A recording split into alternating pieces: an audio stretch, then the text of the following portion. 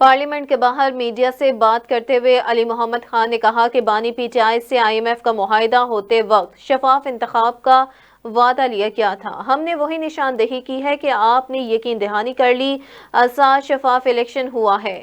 انہوں نے کہا کہ ہم پاکستان میں کسی ملک، ادارے یا کسی بھی مداخلت کے حق میں نہیں ہیں۔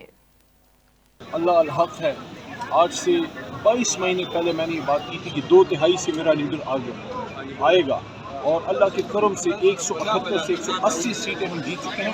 وہ علیحدہ بات ہے، فارم 47 میں ہمارے ساتھ بندی ہوئی ہے۔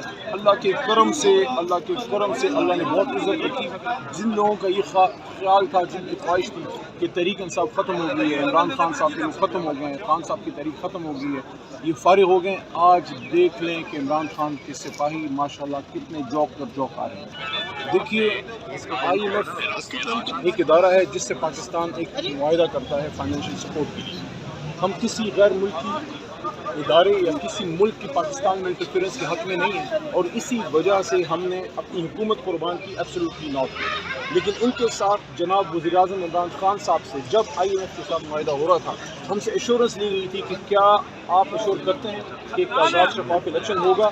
ہم نے صرف وہی ان کو نشاندہی کی ہے، ان کو یاد دہانی کرائی ہے کہ آپ نے ہم سے تو ایشورنس لی تھی، کیا آپ نے یقین دہانی کر لی ہے کہ اس ملک میں ایک آزاد شفاف الیکشن ہوا ہے۔ باقی پاکستان کی سلامتی اور اس کی عزت اور بقا پہ ایک آنچ نہیں آنے